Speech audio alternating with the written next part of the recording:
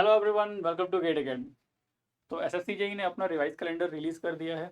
मतलब SSC JE नहीं, basically SSC ने अपना रिवाइज कैलेंडर रिलीज़ कर दिया, जिसके अंदर हमको मालूम चल गया है कि एसएससी जेई का जो एग्ज़ाम है वो 27 अक्टूबर से 31 अक्टूबर के बीच में होने वाला है। ठीक है, तो आपके पास क्या है, आपके पास है रफली कितने मंथ्स हैं आपके पास प्रिपरेशन के लिए। यू हैव अराउंड, आपके पास है 5 मंथ्स। ठीक है, यू हैव अराउंड 5 मंथ, आपके पास 5 मंथ्स हैं अपनी प्रिपरेशन को स्टार्ट करने के लिए और एग्ज़ाम को देने के लिए। ठीक है, तो सभी के मन में जो नए एस्पेरेंट्स हैं, मतलब जो फर्स्ट टाइम एग्जाम देने जा रहे हैं, है ना, फर्स्ट टाइम किसी ने एक बार दो बार दे चुका है, आरआरबी का एग्जाम अभी रिसेंटली हुआ था वो उन्होंने दिया है। ठीक है, तो उनके दिमाग में क्वेश्चन है, क्वेश्चन ये है, how to prepare for SSC JE 2025, है ना, इन कितना मंथ, इन 5 मंथ्स। ठीक, फर्स्ट और सबसे पहला क्वेश्चन सभी के दिमाग में ये आ रहा होगा जो फर्स्ट टाइम एग्जाम देने जा रहे होंगे या फर्स्ट टाइम प्रिपेयर कर रहे हैं, जो एकदम फ्रेशर्स हैं, कि क्या मैं 5 मंथ्स के अंदर अपना जो एग्जाम का तैयारी है वो मैं कंप्लीट कर सकता हूँ। क्योंकि सर जो एसएससी का एग्जाम है उसके अंदर हमारा टेक्निकल पोर्शन तो आता ही है, टेक्निकल पोर्शन के साथ ही साथ हमारा नॉन टेक्निकल का पार्ट भी आता है। ठीक है, तो क्या मैं ये कर पाऊंगा? तो answer is yes, you can. आप डेफिनेटली इसको कंप्लीट कर सकते हैं, एग्जाम को अच्छे तरीके से दे भी सकते हैं। बिकॉज जो एसएससी का जो एग्ज़ाम होता है वो बहुत ज़्यादा हार्ड नहीं होता, जैसे कि गेट या ईएससी वाला एग्ज़ाम होता है उतना हार्ड नहीं होता। ठीक है, एक मॉडरेट लेवल का एग्जाम रहता है, इजी टू मॉडरेट लेवल का रहता है, बस दिक्कत ये रहती है इसमें कि आपका जो सिलेबस है काफ़ी वास्ट ज़्यादा, सिलेबस एज सच वास्ट नहीं है, बट जो क्वेश्चन पूछे जाते हैं हर एक जगह से पूछ लिए जाते हैं ना, प्लस आपका नॉन टेक वाला पार्ट भी इंक्लूड होता है। But still 5 months is enough. आप 5 मंथ के अंदर काफ़ी अच्छे तरीके से अपनी प्रिपरेशन स्टार्ट कर सकते हो, कंप्लीट कर सकते हो और एग्जाम भी अच्छे तरीके से आप दे सकते हो। ठीक है, तो हम लोग देख लेते हैं आज के सेशन में हम लोग ये जानने वाले हैं कि भाई हम लोग को क्या क्या चीज़ों का ध्यान देना है जब हम लोग प्रिपरेशन स्टार्ट करें, किस तरीके से हम लोग को प्रिपरेशन करना है, और कौन कौन से सब्जेक्ट्स ऐसे हैं जिनको हमको फर्स्ट पहले प्रायोरिटी में रखना है, और कौन कौन से सब्जेक्ट्स ऐसे हैं जिनको हम लोग थोड़ा बाद में भी पढ़ेंगे तो चलेगा, कौन से टॉपिक्स ऐसे हैं उसकी भी हम लोग डिस्कशन करेंगे। ठीक है, चलिए। हाँ, तो फर्स्ट ऑफ ऑल ये जो टेंटेटिव कैलेंडर था जो एसएससी ने रिलीज़ किया था उसके अंदर हमारा जो जूनियर इंजीनियर का एग्ज़ाम था, जूनियर इंजीनियर सिविल मैकेनिकल और इलेक्ट्रिकल, क्योंकि 3 ब्रांचें एलिजिबल होती है इसके अंदर, इलेक्ट्रॉनिक्स वाला कोई पार्ट नहीं है। ठीक, सीरियल नंबर 11 आप देखोगे तो मैं इसको क्रॉप करके यहाँ डाल दिया है। तो आपका यहाँ पे दिखेगा कि हमारा जो एग्ज़ाम है वो 27 अक्टूबर से 31 अक्टूबर के बीच में होने वाला है। तो रफली we have around 5 months, 5 months is enough for your preparation. ठीक, पहला क्वेश्चन का जवाब तो हो गया कि भाई आपका जो तैयारी है 5 मंथ में हो सकती है, बिल्कुल अच्छे तरीके से हो सकती है। ठीक है, बट आपको ध्यान देना ये है कि आप ऐसा ना करें कि भाई अगर मैं तैयारी कर रहा हूँ किसकी, अगर मैं तैयारी मतलब मैं अपनी प्रिपरेशन स्टार्ट कर रहा हूँ, अगर मैं बेसिक इलेक्ट्रिकल पढ़ने जा रहा हूँ तो ये नहीं करूँ कि मैं बुक उठा के पढ़ना स्टार्ट कर दूँ। ठीक है, बुक उठा के पढ़ना स्टार्ट करोगे आप तो बहुत लंबा समय आपको लग जाएगा। तो स्मार्टली आपको करना है, कैसे स्मार्टली होगा वो मैं आपको बताऊँगा।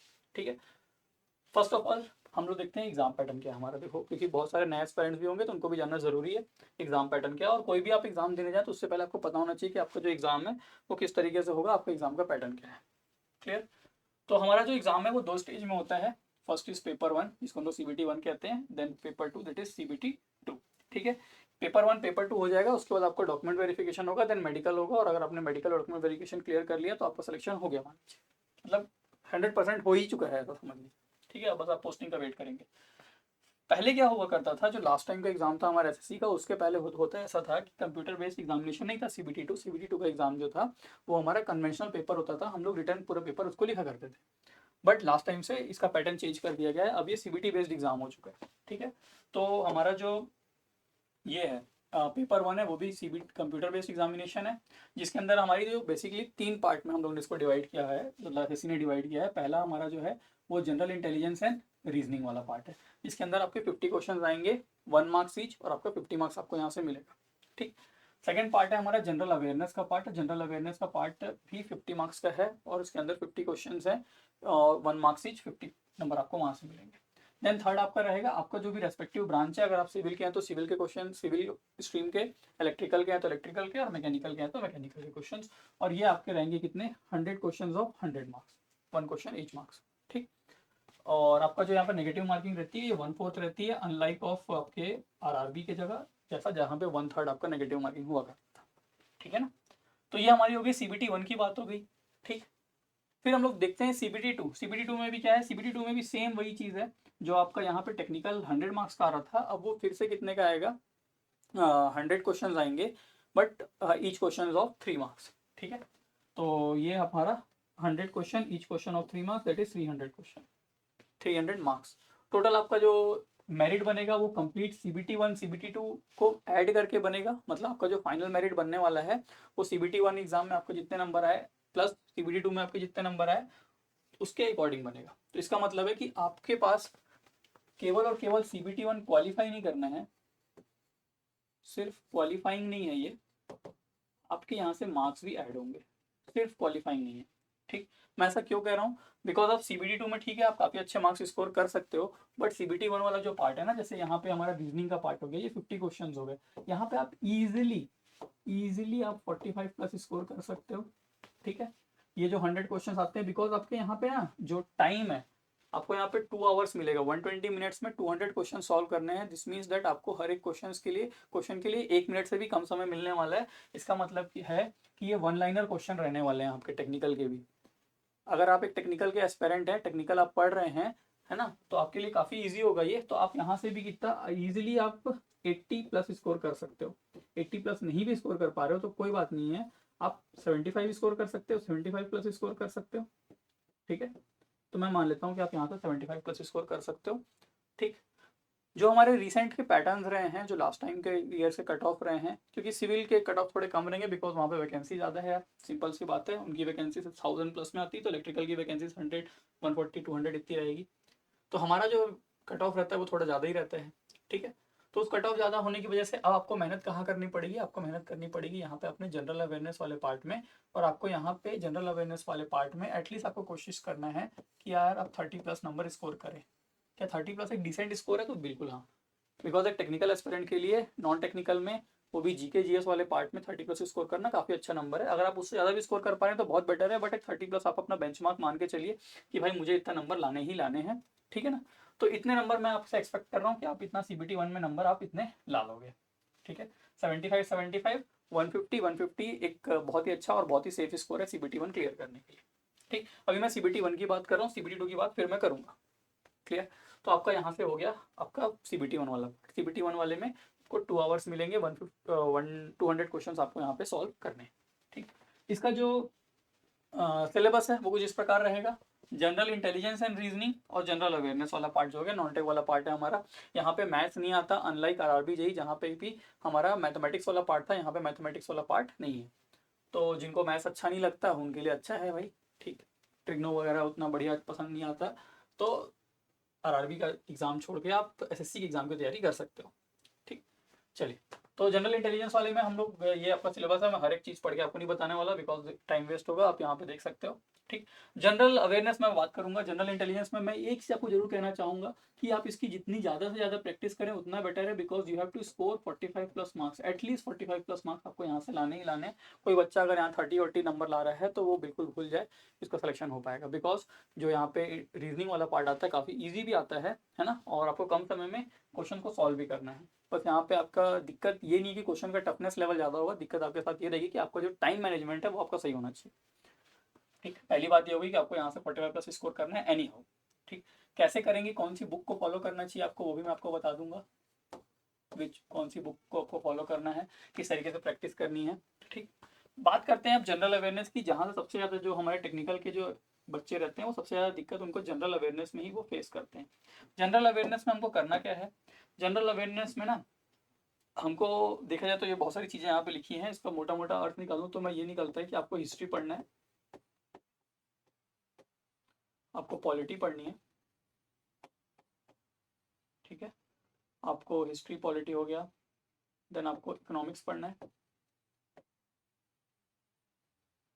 देन आपको जियोग्राफी पढ़ना है। ठीक है, आपको फिजिक्स पढ़ना है, आपको केमिस्ट्री पढ़ना है, आपको बायो पढ़ना है, आपको स्टैटिक जीके पढ़ना है, आपको करंट अफेयर पढ़ना है। कुछ मिस तो नहीं कर रहा हूँ? आई थिंक सब चीज़ मैं यहाँ पे कंप्लीट कर चुका हूँ। हाँ, इधर से देख लिया जाए। ठीक है, सभी चीज़ें मैंने यहाँ पे आपको कंपाइल कर दी है कि आपको क्या क्या चीज़ें देखनी है। हिस्ट्री में भी 3 पार्ट है, modern history, medieval history and then ancient history. ठीक है, मॉडर्न हिस्ट्री से स्टार्ट करिए। पॉलिटी बहुत इंपॉर्टेंट है, पॉलिटी बहुत इंपॉर्टेंट, पॉलिटी पढ़ना है। ज्योग्राफी आपको पढ़नी है, फिजिक्स पढ़नी है, केमिस्ट्री पढ़नी है, बायो पढ़नी है, static GK, current affair, at the last आप इकोनॉमिक्स पढ़िएगा, बिकॉज इकोनॉमिक्स जो है काफ़ी बड़ा है, बट क्वेश्चन थोड़े से कम आते हैं यहाँ से, है ना। तो जो नए हैं, जो फर्स्ट टाइम एग्जाम दे रहे हैं, उनके लिए एक थोड़ा सा ये हो सकता है कि आप इकोनॉमिक्स वाले पार्ट को थोड़ा छोड़ के चलिए कि ठीक है सर, इसको हम लोग आखिरी में देख लेंगे, है ना। जनरल साइंस वाला पार्ट जो है, रिसेंट ट्रेंड्स में थोड़े जनरल साइंस के क्वेश्चंस कम होने स्टार्ट हुए हैं, पहले काफ़ी ज़्यादा होते थे, बायो वगैरह से क्वेश्चन बहुत पूछे जाते थे, बट थोड़े कम हुए हैं। लेकिन इसका मतलब ये नहीं है कि ये आपके इंपॉर्टेंस का नहीं है, बिल्कुल आपके इंपॉर्टेंस का है, आपको पढ़ना ही है। तो इतनी सारी चीज़ें आपको यहाँ से कंप्लीट करनी है, बहुत सारे पार्ट हैं। ये हिस्ट्री में भी 3 चीज़ें, 3 अलग अलग, मॉडर्न, मिडिवल, देन एंशियंट हो गया, पॉलिटी हो गया, ज्योग्राफी हो गई। साइंस के अंदर 3 पार्ट है। स्टैटिक जी के खुद में बहुत बड़ा है। तो इसके लिए करना क्या होगा आपको यहाँ पे स्मार्टली प्रिपेयर करना होगा सब चीज़ों को। कैसे करेंगे एट द एंड में आपको बताने वाला हूँ, ठीक है। ये जो पार्ट है आपका जनरल इंटेलिजेंस वाला और जनरल अवेयरनेस वाला पार्ट, ये अगर आप तैयार करते हैं अपने एसएससी एग्जाम के लिए, तो एसएससी के बाद आने वाला जो आरआरबी का एग्जाम है वहाँ पे भी आपको ये हेल्प करेगा। एडिशनली आपको वहाँ पे मैथ्स पढ़ने की बस रिक्वायरमेंट रहेगी, ठीक है। तो ये कुछ इस तरीके से आपको यहाँ पे इन चीज़ों को देखना है। देन हम लोग बात करते हैं हमारे इलेक्ट्रिकल का जो सिलेबस है। इलेक्ट्रिकल के सिलेबस को अगर मैं बात करूं, और उसको बात करने से पहले मैं ये बताना चाहूँगा कि जो हमारा CBT 2 का एग्ज़ाम होने वाला है, पेपर 2 जो होगा हमारा, जो कि फिर से ऑब्जेक्टिव बेस्ड क्वेश्चन है, CBT बेस्ड क्वेश्चन है, ठीक। उसके अंदर जो हमारा यहाँ पे टेक्निकल वाला पार्ट था 100 क्वेश्चन का, वही सेम टू सेम यहाँ आएगा, बट क्वेश्चंस के लेवल इंक्रीज हो जाएंगे अब, ठीक है। बिकॉज अर्लियर आपको 2 घंटे में 200 क्वेश्चंस करने थे, now you have to solve 100 questions in 2 hours. तो 120 मिनट्स मिलेगा हर 100 क्वेश्चन सॉल्व करने के लिए। तो यहाँ पे आपके डेफिनेटली क्वेश्चंस के लेवल इंक्रीज हो जाएंगे, नंबर ऑफ न्यूमेरिकल्स आपके इंक्रीज हो जाएंगे। CBT 2 में आपका क्या है, CBT 2 में आपका कैलकुलेटर भी आपको अलाउ है, ठीक। बट मैं ये कहूँगा कि आप प्रैक्टिस अच्छी रखिएगा कि CBT आपको कैलकुलेटर यूज़ करने की जरूरत ना पड़ जाती थोड़ी बहुत कभी, कैलकुलेशन काफ़ी टफ है तो आप कैलकुलेटर यूज़ कर सकते हैं, ठीक। कैलकुलेटर मतलब वो साइंटिफिक वाला कैलकुलेटर नहीं जो आपके घर में हम लोग इंजीनियरिंग के टाइम यूज़ करते थे, आपके यहाँ पे सिस्टम में जैसा मिलेगा उसको आपको उस तरीके से ही यूज़ करना पड़ेगा, ठीक है। अब मैं बात करने जा रहा हूँ कहाँ से, ये मैं बात कर रहा हूँ CBT 1 और CBT 2 बोथ। क्योंकि जब आप तैयारी करेंगे तो केवल आप CBT 1 की तैयारी नहीं करेंगे, जब भी आप तैयारी करेंगे टेक्निकल वाले पार्ट में तो CBT 1 और CBT 2 दोनों की तैयारी करेंगे। बिकॉज जैसे ही आपका CBT 1 का रिजल्ट आएगा, CBT 1 के रिजल्ट के विदिन 1 मंथ टू 1.5 मंथ आपका CBT 2 का एग्जामिनेशन का आपको टाइम टेबल मिल जाएगा, ठीक है। और CBT 1 होने के बहुत ही जल्द CBT 2 का एग्जाम हो जाता है, बिकॉज बहुत ही कम कैंडिडेट रहते हैं CBT 2 में अपेयर होने वाले, तो SSC उसको बहुत ही आसानी से करा लेते हैं, ठीक। तो अगर आप ऐसा सोच रहे हैं कि मैं अभी इजी क्वेश्चन सॉल्व कर लेता हूँ और मतलब एकदम बेसिक क्वेश्चन सॉल्व कर लेता हूँ, नॉन टेक वाले पार्ट में ज़्यादा ध्यान दे दूंगा और CBT 1 क्लियर कर लूंगा, फिर CBT 2 जब आएगा तब मैं उसकी तैयारी करूंगा, तो ये बिल्कुल गलत है। ये इट इज़ मतलब ये कहना चाहूँगा मैं कि ये गलत तरीका है आपका एग्जाम में तैयारी करने की। आप डेफिनेटली अगर इस तरीके से करेंगे तो आपको सक्सेस नहीं मिल पाएगा आपका, है ना, एग्जाम क्लियर नहीं हो पाएगा। बिकॉज CBT 2 जो रहेगा जहाँ पे कि वो एस्पिरेंट्स रहेंगे जो काफ़ी अच्छे तरीके से मेहनत करके आए हुए हैं, जिन्होंने टेक्निकल काफ़ी स्ट्रॉन्ग है, ठीक है। तो आप वहाँ पे सर्वाइव नहीं कर पाओगे। तो आपको करना क्या है, आपको स्टार्टिंग से ही CBT 1 CBT 2 का तैयारी एक साथ करना है, ठीक। CBT 2 या CBT 1 हो, आपका जो इम्पोर्टेंट जो क्वेश्चन है, जो आपके क्वेश्चन आने वाले हैं वो कहाँ से आएंगे, वो आपका सबसे ज़्यादा क्वेश्चन आपका आएगा बेसिक इलेक्ट्रिकल इंजीनियरिंग से। बेसिक इलेक्ट्रिकल इंजीनियरिंग मतलब ये जो बेसिक कॉन्सेप्ट वाला पार्ट हो गया, सर्किट लॉज हो गया, मैग्नेटिक सर्किट हो गया, AC फंडामेंटल हो गया, ये पूरा मिला के हम लोग अपने सिंपल भाषा में कहें तो नेटवर्क एनालिसिस, ये सब चीज़ें, सर्किट, ये सब चीज़ें मिला के आपको कह सकते हो बेसिक इलेक्ट्रिकल इंजीनियरिंग है, ठीक है। बेसिक इलेक्ट्रिकल इंजीनियरिंग आपको, क्योंकि अगर आप पढ़ने भी जाओगे इसके आगे भी चीज़ें जैसे मशीन, पावर सिस्टम, हर जगह जाएंगे तो वहाँ पे हमको ये बेसिक्स जो है हमारे वो स्ट्रांग होने चाहिए। तो आपको चाहे ये इंपॉर्टेंस आपके एग्जाम में रहता या ना भी रहता तो भी आपको ये काफ़ी अच्छे तरीके से पढ़ना था। बट अच्छी बात यह है कि आपके एग्जाम के लिए ये काफ़ी इंपॉर्टेंट है। आपको यहाँ पे 25 to 26 क्वेश्चन आपके CBT 1 में भी और अराउंड उतने ही क्वेश्चन आपको CBT 2 में भी देखने मिलने वाले हैं। तो आप इसकी तैयारी काफ़ी अच्छे तरीके से करेंगे, ठीक है। देन सेकंड आता है हमारा measuring and measurement and measuring instrument. Measurement and measuring instrument बहुत ही छोटा सा टॉपिक है, कुछ ज़्यादा कुछ है नहीं इसमें पढ़ने को, बट अच्छी बात यह है कि यहाँ से भी क्वेश्चंस आते हैं, तो आप यहाँ से कम पढ़ाई में भी ज़्यादा मार्क्स ला सकते हो, ठीक है ना। CBT 1 CBT 2 में भी सेम वेटेज रखता है ये, ठीक। CBT 2 में जैसे ही आप आएंगे थोड़े ये AC ब्रिजेस वगैरह से क्वेश्चंस और न्यूमेरिकल टाइप के क्वेश्चंस और बन सकते हैं, है ना। Ammeter, voltmeter, power calculation से 2 वाट मीटर मेथड, ठीक। एनर्जी जो मीटर था उससे क्वेश्चंस बनते हैं। देन आता है आपका जो सेकंड मोस्ट इंपॉर्टेंट टॉपिक रहेगा basic electrical engineering, first most important topic. Second most important topic आपके लिए क्या रहेगा, आपके लिए रहेगा इलेक्ट्रिकल मशीन। इलेक्ट्रिकल मशीन जब आप पढ़ना जाओगे तो इलेक्ट्रिकल मशीन से आपको 25 टू 28 इवन 30 क्वेश्चन तक भी देखने को मिल जाएगा। ठीक है, CBT 1 CBT 2 दोनों की बात कर रहा हूँ मैं, ठीक है ना। इलेक्ट्रिकल मशीन के अंदर आप सभी जानते हैं हमारे DC मशीन आएंगे, हमारे इंडक्शन मशीन आएगी, हमारी सिंक्रोनस मशीन आएगी, ठीक है, हमारे ट्रांसफार्मर आएगा, हमारे स्पेशल मोटर्स आएंगे। ठीक, तो हर चीज़ें यहाँ पे दी हुई है ना। सिलेबस में एक लाइन नहीं पढ़ने वाला हूँ, मैं आपको बस बताना चाह रहा हूँ कि आपके लिए क्या इंपॉर्टेंस यहाँ पे रखती है चीज़ें। ठीक, तो इलेक्ट्रिकल मशीन आपको पढ़नी काफ़ी अच्छे तरीके से।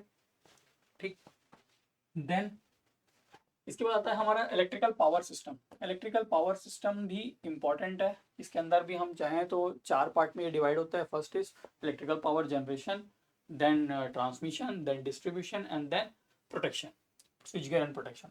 ठीक है, तो वो चीज़ पूरी चीज़ें यहाँ भले ही डिस्ट्रीब्यूशन तक लिखा है लेकिन स्विच गियर एंड प्रोटेक्शन भी है यहाँ पे, है ना। जैसे लाइटनिंग अरेस्टर वगैरह, और इसके अंदर स्विच गियर प्रोटेक्शन वाला पार्ट भी आता है एग्जाम में आपके। ठीक, इसी का छोटा भाई या आप अलग से बोले तो ये आता है हमारा utilization of electrical energy and traction.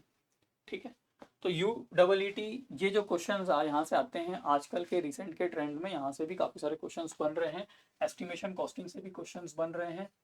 ठीक है, UEET के साथ में यहाँ पे आप कह सकते हो कि आपके आई रूल्स जो हमारे एस्टिमेशन कॉस्टिंग के अंदर है, यहाँ से भी काफ़ी क्वेश्चंस आजकल आने लगे हैं, है ना।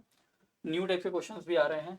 और जो अभी मुझे लगता है जो सबसे ज़्यादा इंपॉर्टेंट आपके लिए रहना चाहिए वो है basic electronics, because RRB JEE का जो पेपर हुआ था CBT 2 का, टेक्निकल पेपर की मैं बात कर रहा हूँ, वहाँ पे भी जो बेसिक इलेक्ट्रॉनिक्स का सिलेबस है वो काफ़ी छोटा सा दिया हुआ है। बट कोई बच्चे वहाँ पे काफ़ी ज़्यादा, उससे क्या हुआ जो एग्जाम में क्वेश्चंस, नंबर ऑफ क्वेश्चंस जो है, जो नंबर ऑफ वेटेज था इसका काफ़ी ज़्यादा था।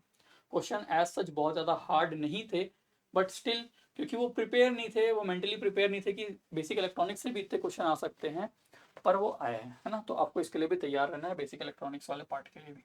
ठीक, तो ये कुछ हम, ये हमारा सिलेबस है जो कि SSC के वेबसाइट पे लास्ट ईयर का जो हमारा वो एग्जाम हुआ था वहाँ से मैंने उठाया हुआ है, वहीं के स्क्रीनशॉट है, मैंने अपने एंड से कुछ भी नहीं लिखा है इसमें। ठीक, पर मैं बताना चाहूँगा इसके साथ ही साथ आपको कुछ कुछ चीज़ें और भी पढ़नी पड़ेंगी। क्या पढ़नी पड़ेगी आपको, ये जो हमारा बेसिक इलेक्ट्रॉनिक्स है ना, इस बेसिक इलेक्ट्रॉनिक्स के अंदर आपको पढ़ना पड़ेगा इसके साथ में डिजिटल इलेक्ट्रॉनिक्स भी। बहुत ज़्यादा बेसिक लेवल का ही digital electronics, but digital electronics वहाँ से भी आएगा। थोड़ा सा पावर इलेक्ट्रॉनिक्स, थोड़ा सा एनालॉग इलेक्ट्रॉनिक्स। ठीक है, थोड़ा थोड़ा थोड़ा मतलब पूरा नहीं, वो H पैरामीटर G पैरामीटर ये सब चीज़ें नहीं, एकदम बेसिक बेसिक चीज़ें। तो वो सब चीज़ें हम लोग जब तैयारी करेंगे अपनी तो वहाँ पर डिस्कशन जरूर करेंगे। ठीक है, ये हो गया। हम देखते हैं कि क्या सब्जेक्ट वाइज वेटेज हो सकता है। ठीक है, ये प्रीवियस ईयर पेपर जो हमारा हुआ था 2024 वाला, और उसके प्रीवियस हुआ था वो, उसके अकॉर्डिंग, और जो मतलब रिसेंट के ट्रेंड्स हैं उसके अकॉर्डिंग ये मैंने वेटेज बनाया है। ये सिर्फ और सिर्फ SSC JEE के एग्जाम का वेटेज नहीं है। ठीक है, मैं पहले आपको क्लियर कर दूँ, है ना। इंपॉर्टेंट सब्जेक्ट जो हमारे सिलेबस में थे, basic electrical engineering 24 to 25 marks के क्वेश्चंस आपको यहाँ से देखने को मिलेंगे। इलेक्ट्रिकल मशीन्स के 26 टू 28। ठीक है, इलेक्ट्रिकल पावर सिस्टम के 18 टू 20 क्वेश्चन आपको यहाँ देखने मिलेगा। मेजरमेंट के 8 से 10 क्वेश्चन, बेसिक इलेक्ट्रॉनिक्स के 7 से 8 क्वेश्चन, एस्टिमेशन एंड कॉस्टिंग के 4 से 6 क्वेश्चन, और UEET के 6 टू 8 क्वेश्चन। ठीक, ये हमारे वेटेज है। अब किसी को ऐसा लग सकता है कि ये सब जो क्वेश्चंस यहाँ से आ रहे हैं तो नंबर ऑफ क्वेश्चंस बहुत कम है, 15-20 ही है, मैं इनको छोड़ भी दे दूंगा तो मेरा क्या ही जाएगा, मैं क्या कर लूँगा, बाकी मैं फुल स्कोर कर लूँगा। बट दिक्कत आपकी यहीं पे आएगी कि आपको एक चीज़ का ध्यान रखना है कि जब भी आप SSC की तैयारी करें या किसी भी JEE एग्ज़ाम की तैयारी करें तो आपको कोई भी टॉपिक, कोई भी सब्जेक्ट को छोड़ के नहीं जाना है ना। तो मेरा सलाह आपसे यही रहेगा, सलाह आपको यही रहेगा कि आप सभी सब्जेक्ट को पढ़ के जाएं, थोड़ा थोड़ा ही पढ़ के जाएं, जो छूट रहा है उसको भी थोड़ा ही पढ़ें, बट एटलीस्ट पढ़ें उसके बारे में, है ना। स्टार्ट आपको कहाँ से करना चाहिए, you should start from basic electrical engineering. No doubt आपको जो फर्स्ट और सबसे पहले जो तैयारी स्टार्ट करनी है बेसिक इलेक्ट्रिकल इंजीनियरिंग से ही करनी है। उससे होगा क्या, उससे आपकी जो आगे की चीज़ें हैं इसका बेस बनेगा, इसका फाउंडेशन बनेगा। प्लस आप यहाँ पे जैसे ही बेसिक इलेक्ट्रिकल इंजीनियरिंग कंप्लीट करोगे तो आप ये मान लो कि आपने अपने 25% जो सिलेबस है उसको कंप्लीट कर लिया है। 25% ऑफ सिलेबस आपकी यहीं पे कंप्लीट हो जाएगी जब आप बेसिक इलेक्ट्रिकल इंजीनियरिंग अपना कंप्लीट कर लो। ठीक, बेसिक इलेक्ट्रिकल इंजीनियरिंग में कुछ एज सच बहुत हार्ड चीज़ें नहीं हैं, थोड़ा चीज़ें थोड़ी लेंदी लग सकती है आपको, क्योंकि आपको मैग्नेटिक सर्किट पढ़ना है, एसी पढ़ना है ना। ये सब चीज़ें थोड़ी बड़ी हो सकती है, बट वो आपको बहुत ज़्यादा फ्रूटफुल है, बिकॉज आपको 25 मार्क्स आपको वहाँ से मिलेंगे। देन आफ्टर दैट आपके इलेक्ट्रिकल मशीन को पढ़ना है आपको। मैंने यहाँ पे हायरार्की में ही लिखा है क्या चीज़ आपको पहले पढ़नी है, क्या चीज़ें बाद में पढ़नी है। देन सेकंड आपको इलेक्ट्रिकल मशीन्स आपको पढ़नी है, बिकॉज इलेक्ट्रिकल मशीन्स का वेटेज बेसिक इलेक्ट्रिकल के वेटेज से भी ज़्यादा है। इलेक्ट्रिकल मशीन बड़ा भी है ना, as compare to basic electrical ये बड़ा भी है। तो आपके यहाँ से अगर आप पढ़ते हो तो अराउंड आपके यहाँ से अगले 30% के क्वेश्चन आपके यहाँ से बन जाएंगे। तो सिर्फ आप अगर ये 2 टॉपिक भी पढ़ लेते हो तो आपको काफ़ी कॉन्फिडेंस मिल जाएगा, बिकॉज आपके 50% ऑफ द क्वेश्चन यही दोनों सब्जेक्ट से आपसे आने वाले हैं। ठीक है, कॉन्फिडेंस की बात कर रहा हूँ मैं, लेकिन सिर्फ इतना पढ़ के आप एग्जाम दोगे तो एग्जाम क्लियर नहीं होगा। ठीक है, कोई बच्चा पढ़ता है तो उसको जब लगता है कि हाँ यार मैंने इतना सिलेबस कंप्लीट कर लिया है, तो उसको कॉन्फिडेंस आता है, उसको लगता है कि हाँ यार मैं अच्छा कर रहा हूँ, मैं इतने समय में मैंने इतना पढ़ लिया है, 50% ऑफ द सिलेबस मैंने कंप्लीट कर लिया है अपना, अगले इतने समय में इतना कर लूंगा। और जो बच्चा स्टार्टिंग के 3-4 महीने एक ही सब्जेक्ट को लेकर बैठे रह जाएगा, उसके लिए एग्जाम निकाल पाना बहुत दिक्कत वाली बात हो जाएगी। ठीक है, देन आपको इलेक्ट्रिकल पावर सिस्टम पढ़ना है। देन आपको मेजरमेंट पढ़ना है। मेजरमेंट बहुत छोटा है, आपको बहुत कम समय लगेगा। बेसिक इलेक्ट्रॉनिक्स भी बहुत छोटा है, आपको कम समय लगेगा। एस्टिमेशन कॉस्टिंग छोटा है, यूडब्ल्यूईटी छोटा है। तो ये जो 4 आपके टॉपिक्स हैं नीचे के, ये टॉपिक्स आपके छोटे हैं, लेकिन यहाँ से क्या हो रहे हैं ना, क्वेश्चंस नए नए क्वेश्चंस फॉर्म किए जा रहे हैं। ठीक है, क्वेश्चंस आपके यहाँ पे ऐसा नहीं कि बहुत टफ आ रहे हैं, क्वेश्चंस आपके आईटीआई लेवल के भी क्वेश्चंस बन जा रहे हैं यहाँ से, ये एस्टिमेशन कॉस्टिंग यूडब्ल्यूईटी से। ठीक है, जो जनरली हम लोग देखे नहीं रहते हैं अपने एग्जाम्स में, जेई के एग्जाम में, बट क्वेश्चंस बन रहे हैं, तो आपको उन सब चीज़ों का ध्यान देना पड़ेगा। बेसिक इलेक्ट्रॉनिक्स मुझे लग रहा है कि इस बार अच्छा रोल प्ले करेगा, बिकॉज आरआरबी जेई में काफ़ी ज़्यादा क्वेश्चन यहाँ से आए थे, तो बच्चे वहीं से सरप्राइज हुए थे। ठीक है, तो ये हमारा सब्जेक्ट वाइज वेटेज एनालिसिस है। कुछ लमसम इसके आसपास ही आपका जो रहेगा एग्जाम में आने वाला है, थोड़ा बहुत ऊपर नीचे हो सकता है, एकदम एग्जैक्ट आपको कोई नहीं बता पाएगा। क्लियर? अब अब मैं बात करता हूँ कि जब मैंने आपको शुरुआत में कहा था कि जो आपकी रीजनिंग वाला पार्ट है, कौन सा पार्ट है, रीजनिंग वाला पार्ट है, reasoning general intelligence and reasoning. मैंने आपको बताया कि यहाँ पे आपको एटलीस्ट 45 प्लस स्कोर करना है। क्या करना है भाई, आपको रीजनिंग के अंदर 45 प्लस स्कोर करना है, बिकॉज आपका CBT 1 CBT 2 का मार्क्स ऐड होकर के आपकी मेरिट बनेगी। और CBT 1 में अगर आप रीजनिंग में 45 प्लस स्कोर नहीं कर रहे हो तो आपके लिए बहुत बड़ी परेशानी वाली बात है। ठीक है, और रीजनिंग में 45 प्लस बहुत ही ईजिली स्कोर कर सकते हो आप। ठीक है, और उसको और इजी बनाने के लिए क्या किया है, गेट एकेडमी ने आप सभी के लिए एक ई बुक लॉन्च की हुई है। क्या किया है, हमने ई बुक लॉन्च किया है, जिसके अंदर हमने 2010 से 2024 तक आए हुए जो एसएससी के अंदर जितने भी क्वेश्चन है सभी को कंपाइल किया है। और एसएससी जेई पेपर 1 के लिए हमने ये आपका ई बुक बनाया है। जो ई बुक की प्राइस है, ई बुक की प्राइस है ये क्या है, 222 प्लस GST। तो बहुत ही मिनिमम प्राइस में ये आपको प्रोवाइड की जा रही है। ठीक है, 222 रुपीज़ प्लस GST में आपको हम लोग प्रोवाइड कर रहे हैं, जिसके अंदर की आपके प्रीवियस ईयर में जितने भी क्वेश्चंस आए हुए हैं जनरल इंटेलिजेंस एंड रीजनिंग के, वो आपको यहाँ पे एक साथ मिल जाएंगे। ठीक है, अब ये प्रीवियस ईयर पढ़ना जरूरी क्यों है, क्योंकि जो रीजनिंग का जो पार्ट है, ये रीजनिंग वाला जो पार्ट है, ये एसएससी का थोड़ा यूनिक है। टफ नहीं कह रहा हूँ मैं, यूनिक है। ठीक है, हर बार उसी टाइप के क्वेश्चन, उसी पैटर्न के क्वेश्चन और वैसे ही क्वेश्चन एसएससी रिपीट करता है। ठीक है ना, बस आपको क्या करना है, वो जो जो भी लॉजिक उसमें लग रही है उसको जल्दी से कैच करना है और आपको तुरंत उसको सॉल्व कर लेना है। ठीक है, कम समय में आपको कोशिश करनी है कि भैया आपके पास 30 मिनट्स हैं, आप हाफ एन आवर में आपको 50 क्वेश्चन सॉल्व करने का प्रैक्टिस रखना है। डेली डेली आप क्या करें, डेली डेली पहले तो आप एक बार क्या कर लें, जो भी आपके टॉपिक्स आपको वीक लगते हैं जनरल इंटेलिजेंस में, रीजनिंग में, वो टॉपिक्स को आप कवर कर लें, पढ़ लें। ठीक है, देन आफ्टर दैट क्या करें, आप 50-50 क्वेश्चन के सेट लें और डेली आप कोशिश करें कि उसको 30 मिनट्स के अंदर सॉल्व करें। फर्स्ट टाइम में नहीं होगा 30 मिनट्स के अंदर, सेकेंड टाइम में नहीं होगा, फोर्थ फिफ्थ सिक्स टाइम में क्या होने लग जाएगा, आपका क्वेश्चन जो है वो 50 क्वेश्चन 30 मिनट्स के अंदर आपके सॉल्व होने स्टार्ट हो जाएंगे। ठीक है, it depends upon your practice, कितनी आपकी स्पीड है, कितनी आपकी प्रैक्टिस है, और आपको ये करना ही होगा, बिकॉज अगर आपको सिलेक्शन चाहिए तो रीजनिंग में 45 प्लस स्कोर करना ही है। ठीक है, आगे बढ़ता हूँ मैं। देन एसएससी जेई का पेपर 1 जो हो रहा है, उसके इलेक्ट्रिकल इंजीनियरिंग के एस्पिरेंट्स के लिए ई बुक लॉन्च किया हुआ है हम लोगों ने, जिसके अंदर 2007 से लेकर 2024 तक के हम लोग जितने भी पेपर आए हुए हैं, है ना, सब्जेक्ट वाइज ईयर वाइज ई बुक हम लोग प्रोवाइड कर रहे हैं आपको, subject wise and year wise E book launch कर दी गई है। इसका भी प्राइस केवल और केवल 222 रुपीज़ प्लस जीएसटी है। ठीक है, जीएसटी बहुत ही मिनिमम सा लगेगा, तो आप इसको अवेल कर सकते हैं। इससे होगा क्या, क्योंकि जब भी आप कोई चीज़ की प्रिपरेशन करने जा रहे हो तो आपको पता होना चाहिए कि वो जो एग्ज़ाम है वो एग्ज़ाम पहले कैसे आया करता था, मतलब इसके प्रीवियस ईयर में कैसे क्वेश्चंस बनते थे। ठीक है, क्योंकि 200 क्वेश्चन सॉल्व करने हैं, 120 मिनट्स हैं, तो एग्ज़ाम का लेवल थोड़ा कम रहेगा, है ना। क्वेश्चंस के टफनेस लेवल थोड़ी कम रहेगी, कितनी कम रहेगी, कैसी रहेगी, क्या पैटर्न फॉलो करता है एसएससी, वो सब चीज़ें आपको कहाँ से मालूम चलेंगी भैया, आपको मालूम चलेंगी पीवाईक्यू से। ठीक है ना। तो हमारे पास सब्जेक्ट वाइज ईयर वाइज आपको ई बुक प्रोवाइड कर रहे हैं केवल और केवल 222 रुपीज़ में। क्लियर। देन अब हम लोग ने शुरुआत में बात की थी कि क्या हमारा जो तैयारी है, क्या हम लोग उसको 5 मंथ्स में कंप्लीट कर सकते हैं क्या।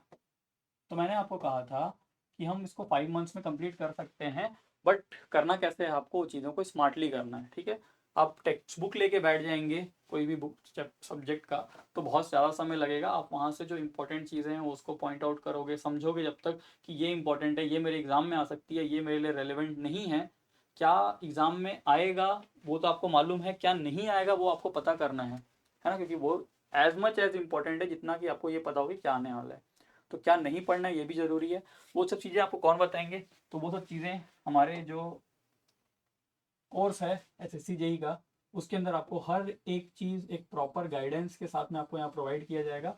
केवल और केवल 777 रुपीज़ के अंदर आप हमारा एसएससी जेई का कोर्स ले सकते हो, जिसकी वैलिडिटी 1 ईयर की रहेगी। और ये इलेक्ट्रिकल, सिविल एंड नीचे मैकेनिकल लिखा है, मैकेनिकल ब्रांच के एस्पिरेंट्स के लिए अवेलेबल है। आप जा सकते हैं प्ले स्टोर में जाकर गेट अकेडमी ऐप इंस्टॉल करेंगे, वहाँ जा करके आप एसएससी का कोर्स लेंगे तो 777 रुपीज़ में आपको एसएससी का कोर्स हमारा वहाँ पे मिल जाएगा, जिसके अंदर की आपको बेसिक लेवल से लेके एडवांस लेवल तक के हर चीज़ें वहाँ पे आपको प्रोवाइड की जाएंगी, जो कि आपको CBT 1 से CBT 2 तक की जो प्रिपरेशन है वो आपको कंप्लीट यहाँ पे प्रोवाइड किया जाएगा। और वो तैयारी आपकी ना केवल इस एग्जाम में, आरआरबी जेई के एग्जाम में और अन्य दूसरे भी जो जेई के एग्जाम है वहाँ पे भी आपको हेल्प करने वाली है। ठीक है, तो आपको करना क्या है, आपको जल्द से जल्द जाना है, कोर्स को आपको परचेज करना है, और ये विदिन 5 मंथ्स के अंदर आप अपनी तैयारी को कंप्लीट कर सकते हो with proper guidance from GATE academy. Clear है, चलिए और क्या है, दैट्स इट। ठीक, तो कुछ हम लोग को इस तरीके से अपनी तैयारी को आगे बढ़ाना है ना। तो आई होप आप सभी को क्लियर हो गया होगा हमको करना क्या है। पढ़ाई करते समय कुछ चीज़ों का और ध्यान रखना है, वो चीज़ें मैं आपको बताना चाहूँगा। आप ठीक है, आप इर्रेस्पेक्टिव ऑफ आप कैसे तैयारी कर रहे हैं, खुद से तैयारी कर रहे हैं, गेट अकेडमी की हेल्प से तैयारी कर रहे हैं, या आपने पहले तैयारी की हुई है, कुछ चीज़ें आपको ध्यान रखनी है। पहली चीज़ क्या, प्रॉपर आपके पास नोट्स होने चाहिए, प्रॉपर नोट्स। ठीक है, आप जब अगर फर्स्ट टाइम प्रिपरेशन कर रहे हैं तो आप पहली बार है, पूरे आपके जो लेक्चर्स हैं उसको देखिए, लेक्चर से ग्रो थ्रू करिए, और जो आप है अपना खुद का नोट्स बनाइए। ये नहीं कि सर इसका पीडीएफ प्रोवाइड कर दो, पीडीएफ का प्रिंट कर लिए, वो सब चीज़ें नहीं चल पाती हैं। बिकॉज एट दी एंड आपके जब एग्जाम का टाइम आएगा तो आप खुद के बने नोट्स को ही ज़्यादा प्रेफर करोगे एज कम्पेयर टू आप कोई भी XYZ या किसी और बंदे ने कोई नोट्स बनाया हो, कोई और बंदे ने कुछ नोट्स बनाया है, आप उस पर ट्रस्ट नहीं कर सकते हो। ठीक है, तो पहली चीज़ है आपको प्रॉपर नोट्स बनानी है। ठीक, सेकेंड थिंग इज दैट आपको PYQs लगाने हैं, प्रीवियस ईयर क्वेश्चंस आपको करने हैं। एसएससी के, आप आरआरबी के भी कर सकते हो, सेम लेवल के क्वेश्चंस रहते हैं। तो आपको अपने नोट्स बनाने हैं, देन आपको PYQ लगाना है। आप अगर आप PYQ लगाओगे तब आपको समझ आएगा कि आपके एग्जाम का लेवल क्या है, आपको किस टाइप के क्वेश्चंस को आपको सॉल्व करना है। ठीक है, देन आफ्टर दैट आपको प्रैक्टिस क्वेश्चन चाहिए, बहुत सारे प्रैक्टिस क्वेश्चन चाहिए, काफ़ी सारे आपको प्रैक्टिस क्वेश्चन करने हैं। ठीक है, ये चीज़ें आपको, प्रैक्टिस क्वेश्चंस भी ज़रूरी है, न्यू क्वेश्चंस आपको वहाँ से मिलेंगे। देन एट द एंड आपको लगानी है क्या, आपकी test series. Then at the end आपको टेस्ट सीरीज करनी।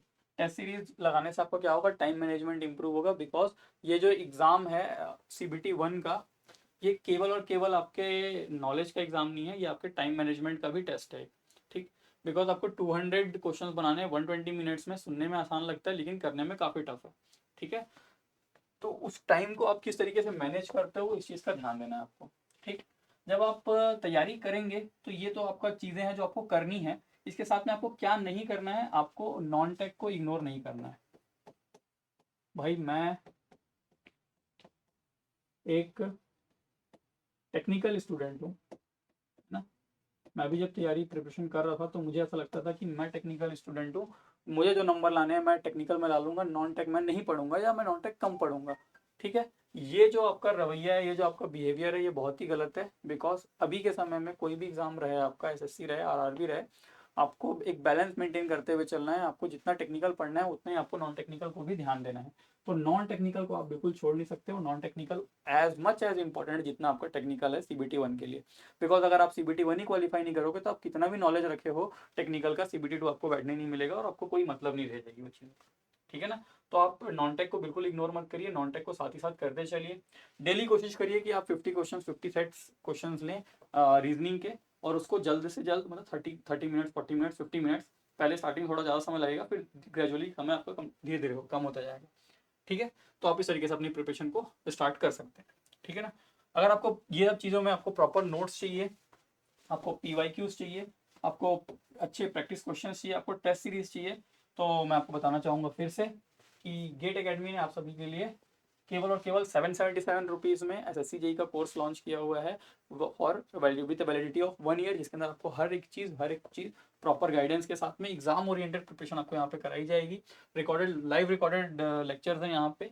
तो कोई टॉपिक आपके अगर काफ़ी स्ट्रॉन्ग भी हैं, जैसे कि आपको लगता है कि मेरा बेसिक इलेक्ट्रिकल काफ़ी अच्छा है, मैं बेसिक इलेक्ट्रिकल को उतना ध्यान देने की जरूरत नहीं है, मैंने काफ़ी अच्छी तरीके से तैयारी की हुई है, मुझे डायरेक्ट मशीन पे जाना है, तो क्योंकि ये लाइव रिकॉर्डेड कोर्स है तो आप डायरेक्टली वहाँ पे आपके पास बहुत सारे लेक्चर्स ऑलरेडी रिकॉर्डेड अवेलेबल है। आप जाके जो आपको पसंद आता है, जो क्योंकि आपके यहाँ मल्टीपल फैकल्टीज़ के भी आपके यहाँ पे हमने कोर्सेज में आपको प्रोवाइड किया हुआ है। मशीन के ही बेसिक क्या बोलते हैं 2-3 फैकल्टीज़ के यहाँ पे लेक्चर पूरे कंप्लीट है, ऐसा नहीं कि 2-3 फैकल्टीज़ ने मिल के मशीन पढ़ाया है, 2-3 फैकल्टीज़ ने अपने अपने पूरे पार्ट को कंप्लीट किया हुआ है। ठीक है, तो आप उस तरीके से यहाँ पे प्रिपेयर कर सकते हैं। ठीक है, चलिए ठीक है, फिर मिलते हैं। और इस एसएससी जेई के एग्जाम से रिलेटेड हम लोग यूट्यूब में भी काफ़ी सारी चीज़ों को लेके आने वाले हैं, तो जुड़े रहिएगा गेट एकेडमी के साथ, और वहाँ पे भी आपको बहुत सारी चीज़ें, रेगुलर गाइडेंस और जो इंपॉर्टेंट चीज़ें हैं, कुछ नया ट्रेंड में चेंज हो रहा है, सुनने में आ रहा है टीसीएस एग्जाम नहीं लेगा, कोई और पार्टी एग्जाम में लेगी, तो उस समय कैसा पेपर होगा, कैसा होगा, क्या होगा, ये सब चीज़ें जो रहेंगी मैं आपको प्रोवाइड करता रहूँगा। ठीक है,